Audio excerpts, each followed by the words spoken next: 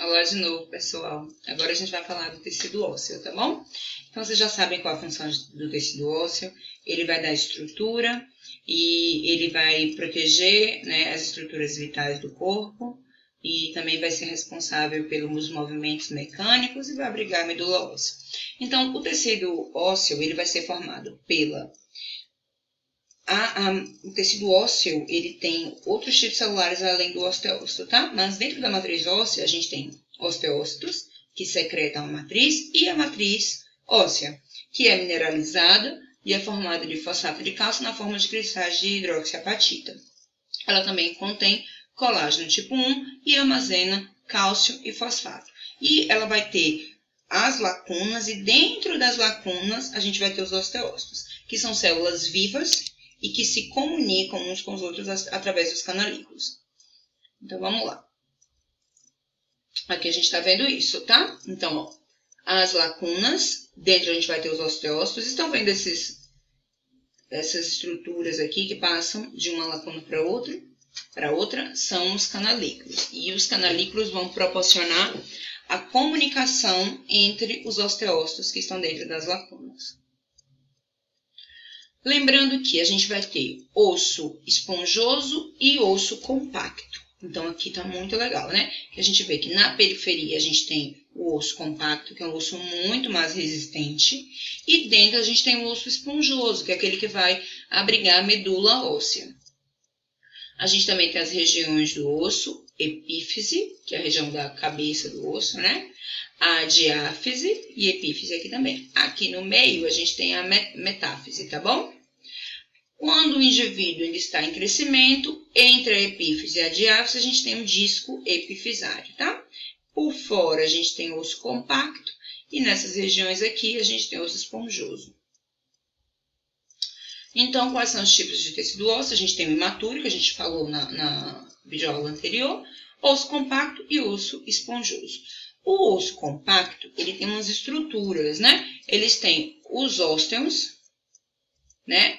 Ou também pode ser chamado de sistemas de Havers. Dentro do osso, a gente tem o canal de Havers.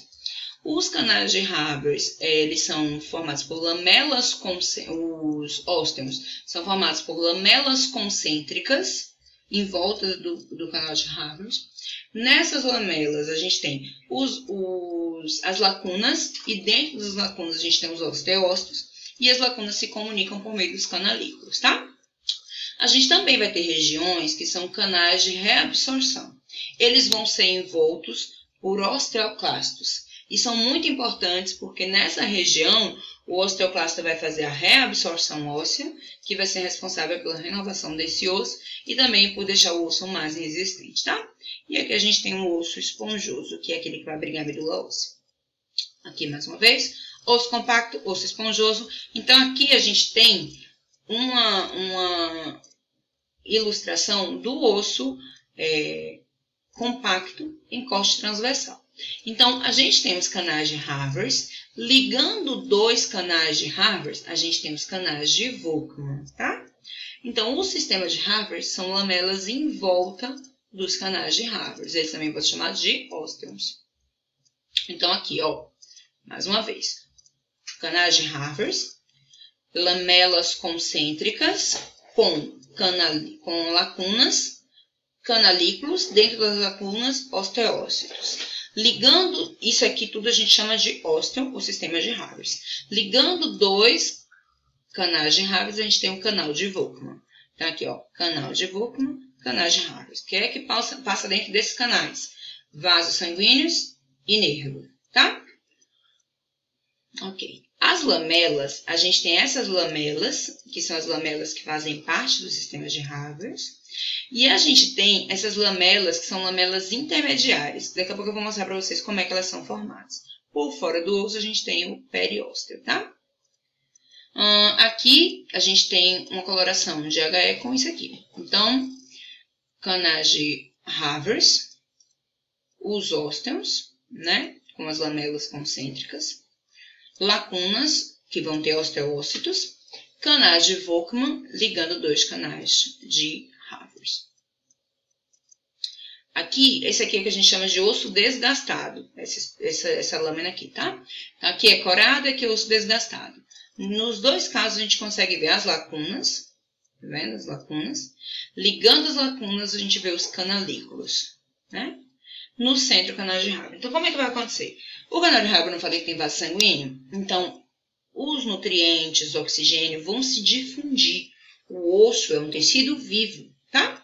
Os osteócitos, eles estão vivos aqui. Todos esses nutrientes se difundem através dos canalículos. E aí vão nutrir os osteócitos e tudo mais. Aqui, mais uma vez, a mesma estrutura. Aqui a gente tem o osso esponjoso, aqui o osso compacto, sistemas de Havers, canais de Volkmann. Como eu falei, podem passar fibras nervosas aqui e vasos sanguíneos também, tá? Importante aqui é que a gente note que em algumas regiões surgem os canais de reabsorção. Nesses locais, a estrutura ela vai ser destruída e ali vai surgir um novo canal de Havers, tá? Então, aqui mais uma vez o osso desgastado com canal de Havers, lamelas concêntricas, lacunas, canalículos e canais de Volkmann ligando dois canais de Havers. Para que a gente precisa ter a reabsorção? Então, imagine que aqui, isso aqui é um osso na primeira geração de canais de Havers. Vocês vão notar que esses canais de Havers, eles vão ter apenas uma direção.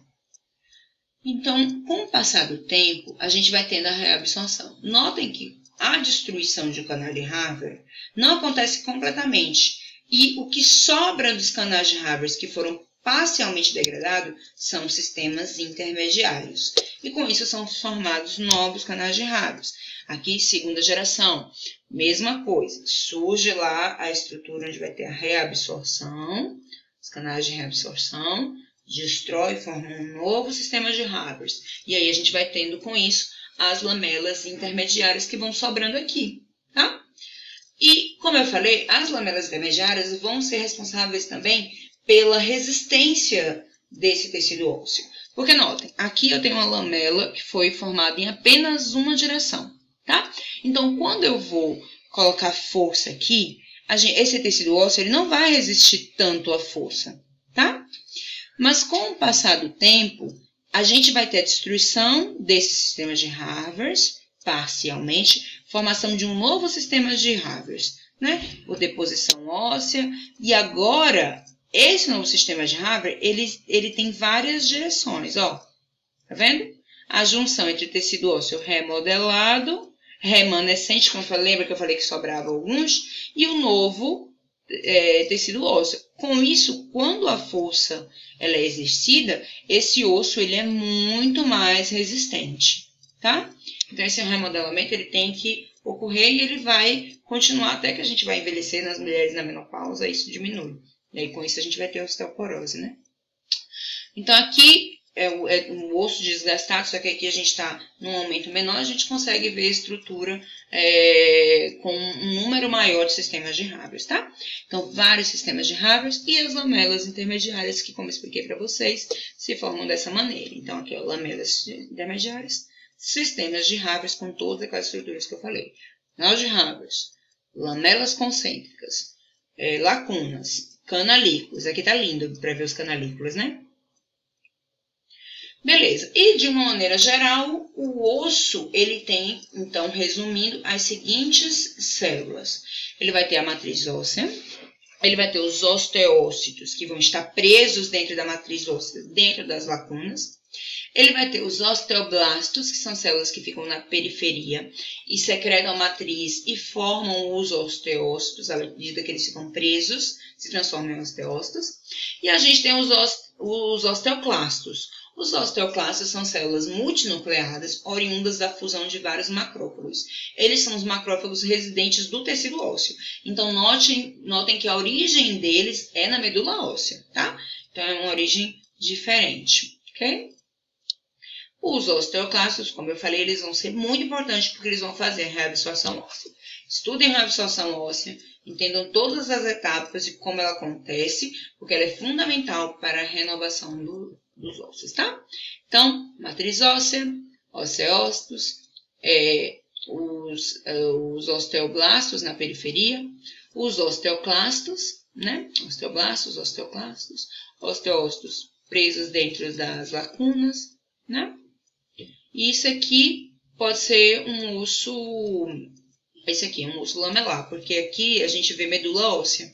E lembra que eu falei para vocês que o osso lamelar ele abriga a medula óssea, né?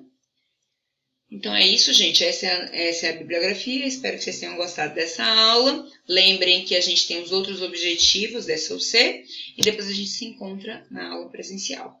Beijos, tchau!